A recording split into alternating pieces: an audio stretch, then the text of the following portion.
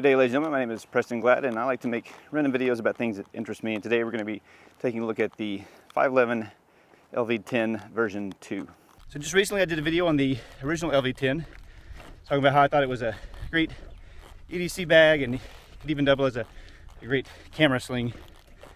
And literally like 2 days after I did that video, they came out with the version 2. Now, the reason I made that video is because the version 1 had been discontinued, and you can still find it out there, so I wanted to kind of talk about that bag before it completely disappeared. Whew. So let me get up this hill with this baby stroller, get back in the studio, and we'll go over the LV10 version 2 and compare it to the original version and talk about some of the things they fixed and some of the things that they tried to fix but maybe didn't do quite a good job with it. So now that I've cooled off a little bit, we're back in the studio here. We're going to go over these bags. The LV10 stands for low visibility, and the 10 stands for 10 liters. That's what these bags are rated at, is 10 liters. They actually probably will hold a little bit more than 10 liters if you include the, I don't think that includes the expandable water bottle pocket. I think that's just the actual pockets that are in the main compartments of the bag itself. The original LV series came with the LV6, which is right here. The LV10, which we're going to cover. The LV18, which is a backpack. Now, they did re-release the LV10 and the LV18, but for some reason they have not released the LV6 yet. I don't know if they're going to discontinue that. I don't believe it is available. The old version is not available on their website as of right now. That may come back at a later date. So now we're going to talk about the differences between the two. This is the original LV right here, and it really had two major flaws and one minor flaw. The biggest major flaw was right here on the chest strap. There was no quick release. So if you got caught on something, or if someone was trying to grab you and take control of you by using your bag, there was no way to quickly release the strap here. You were kind of stuck into it. It did, however, have a pretty nifty and handy buckle system that you could quickly and easily just pull this up, and it would easily go up and down, so you could do micro adjustments on the go.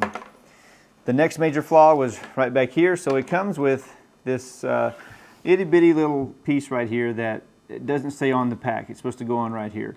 What I did was I took an old, actually this is from Freewell, this is a little carabiner from some that I got, and I put it on here, and then that's what I used.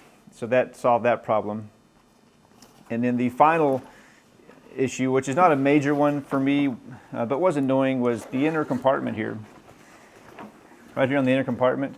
If you look, this just kind of will hang open. So if you have stuff in there, this kind of hangs open. So if you're trying to get down to the main compartment, there was no way to kind of secure this. And I was hoping that if they did a future update, that they would find a way to secure this. And that was kind of the main issues I had with the LV10. Other than that, the LV10 was my EDC, has been my EDC since it came out, off and on. I mean, I kind of go between other bags, testing them out and stuff. But really, I always kind of come back to this bag. This bag here has been it holds the weight good, it holds everything I need it to, and it feels like it holds a lot more than 10 liters what it's rated at. So how did they fix, or did they address those issues? Yes, they did address them. However, whoever designed this or redesigned this, I don't think actually wore the pack. I don't think they actually took it out on multiple days and used it. I think they said, okay, well, this is the feedback we've got, let's implement these changes. So the first thing they did was, right here, is they added a quick release on the shoulder strap right here. So you just tap it right here and it comes apart. Now, the problem with that is they used some new high-speed buckle that they should have just stuck with their old. So their old systems were kind of hard to squeeze. You really had, so they were covered up. You weren't actually going to squeeze them. You really had to squeeze them to get them to come undone. But these here, you just barely kind of hit the buckle and it will come undone. It also feels like it's, I don't know, it just feels like the quality is not necessarily, it's not as thick as the old ones, and so I feel like if this one could break a lot easier. Also, I've noticed that trying to get this back in here, it doesn't, I don't know, I've had issues trying to get back in here. The old buckles that they used to use were super simple. You know, to guide them in, there was no question. When I'm trying to guide this one back in, sometimes it's kind of a pain in the butt. The other issue with this buckle is it's super, super noisy. I was on that hike I was doing earlier with my kid. I took a quick recording. Next, they changed the design from the original here. If you look, this was a big, beefy, you pull on it, and it would tighten it down, or you lifted it up, and you could adjust it. Super simple on the fly. It worked great. There was no issues whatsoever.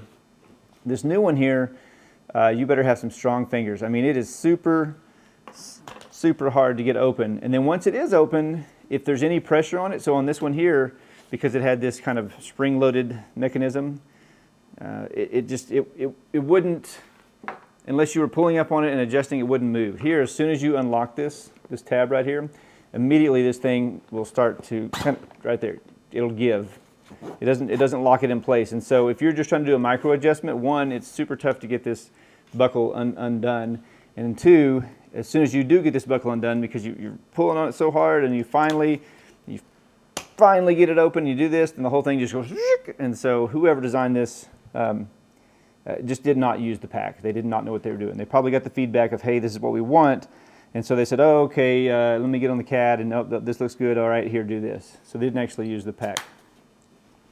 But, I mean, it is usable still. It is nice to have this. I just wish they used the old buckle system and kept this adjustment right here. Going around to the other issue.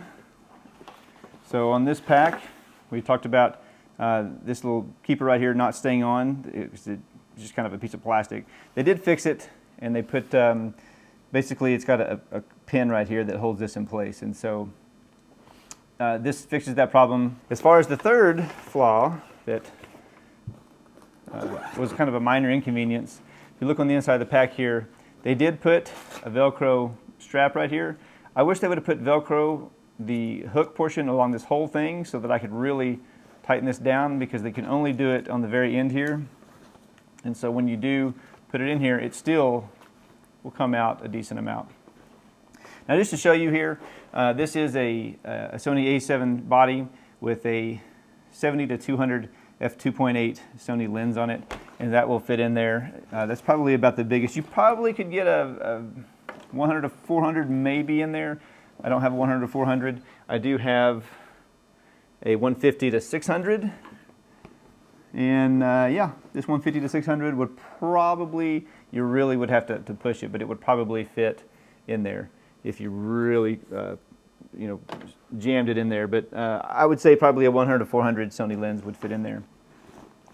As far as all the other stuff on the inside, it's just like the LV, the original LV10. So you've got the two mesh pockets right here. So when you're wearing it, if the pack is going to sit right here on you, just like this, after you sling it around, and you can just zip these open and get to it. I keep my wallet, my keys, AirPods, yeah, just small little stuff I need to get to all the time on here.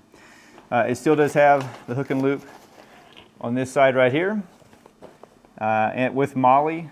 And I don't know why you would want the MOLLE in there. I guess if you could put some type of a holster or something in there if you wanted to. The CCW compartment is here in the back. I just keep two pins there. As far as the interior here, all these pockets are the same except for right here, on this pocket right here. They actually did make it, they sewed it a little short, so I guess business cards will fit in here and you can get to them. I don't know. That seems like what it would be for me. I don't ever carry business cards, so it doesn't really impact me. I keep a Garmin InReach, a flashlight, a multi-tool, which is not in here, a little rocket for the blower for my camera, and then some food for my kid. As far as this compartment here, it will fit probably a small iPad. In terms of the dimensions, this is a 12.9-inch iPad, and I don't think it's going to fit in here. Yeah, that's. I think that's. Well, it may fit. Let's see if we can get this sucker in here. I've never tried this before. Yeah, so it would technically, so a 12.9-inch iPad will technically close. I mean, we can zip it closed, so it'll fit. You know, so that's kind of to give you a reference. I don't know if I necessarily want to keep it in there, because when you open it up, it kind of just sticks out here. And again, I was trying to secure this here. There you go. No, it secures. So yeah, a 12.9-inch iPad will fit in there. That's what it looks like. Here is a Goal Zero. This is the, I forget which model this is, the Sherpa 100.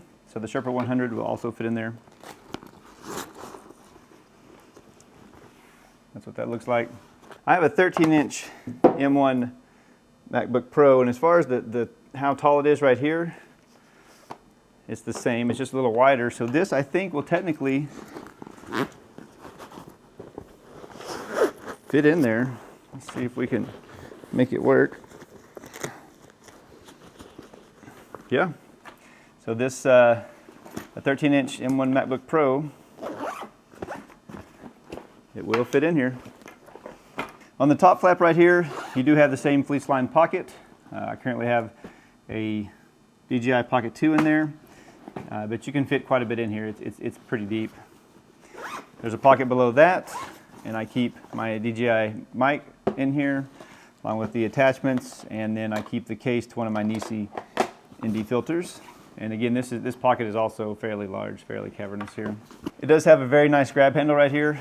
I mean, this is super sturdy. You can just grab it. It does have a couple of spots here where you could put a carabiner or something on there if you wanted to. The old one had the same thing. On both ends, it has grab handles here and here, so you can take it and grab it. And it also has a way to cinch the bag. You can, on both ends, you can cinch it this way. This way, I never do cinch these, and then on the bottom here, it also has cinches, and you could put something through here. If you wanted to put, for example, a tripod. This is one of my old tripods I don't really use anymore, but it would fit in here, and you could cinch it down just like that. Additionally, this is the water bottle pocket, and you could also put it in this water bottle pocket. But it's more secure if you put it on the outside here. Now, as far as the water bottle goes, hopefully I didn't just wreck my M1 MacBook Pro, because I just hit the crap out of it. This is a 48-ounce Nalgene water bottle, and it goes in there and swallows it up whole with just the top of it peeking out there. In the back, this is the CCW compartment right here. So this is where I keep all my baby stuff. So I've got diapers, wipes, I've got a onesie, change of onesie, and then a pad. But it actually does have a spot for CCW right here. So if you did want to take something like this H&K USB Compact 45, you could put it right into here, and then you just take this and you could tighten it down if you wanted to, and it would hold it in there, and you could just undo this real quick and pull this out. Now, for that quick carry or quick deploy system, it actually has a trick up its sleeve. So if you look right here, it's got these tabs. Now, the old one has the tabs as well, but the new one has these Velcro right here so that you can hide these tabs. But what you can do is take this tab and Velcro the tab right here on the outside. So that way, when you zip this up, it only zips to each corner. And then if you're wearing it and you pull it around and you want to quick deploy this, you just take this tab and you pull, and it pulls this out real quick. You're wearing the bag just like this, and then you're going to pull it around, grab a hold of this tab right here, pull it down, and you can get right here. If the firearm is in here, you can get right there to your firearm. I don't use it for, I do have a concealed carry permit. I actually don't carry that often, so I'm sure I'll get bashed for that, being like, what, you don't carry? Or, oh my God, you carry a gun? Either way, you know, you're kind of screwed. But this is a great bag. This is a great sling pack. It holds a lot. It's everything that I've been looking for. I had this one here, and I love it. This one here, I love the color. I can deal with it. The only thing that I really don't like, and maybe I'll try to figure out a way to stop it, maybe some silicone spray or something, is this thing here just, you know, squeaking. I don't think this will get better over time. I've had some backpacks that have done this when they have these same type of buckles, and I thought, well, over time they'll get broken and they won't make any noise, but that wasn't the case. They all made noise. So the price on this, I got this the updated version. So I did a video on this, and I said, hey, you know, this is discontinued, but I want to do a video on it because it's a really good bag. And then 2 days later, they came out with this, And then they started their Labor Day sale, and so I ordered this on Labor Day sale, and I think I got this for like $80 or something like that. But I think it retails for $115. 115 is kind of steep, but again, I think it is quality. I think it's worth it. I think that you know, the way this holds the weight, how much it holds. You know, I can hold a Sony A7 series with a large, you know, 70 to 200, a full 48-ounce water bottle with all my EDC crap in here, and it's heavy. You know you're wearing it, but it's not uncomfortable and digging into your shoulder. It's bearable. You know, so most of these other Sling packs, they don't hold the weight the same. So I can highly recommend this. And anyway, I appreciate your time that you have given me today, and if you have any questions, leave them in the comments, and I'll see you in the next one.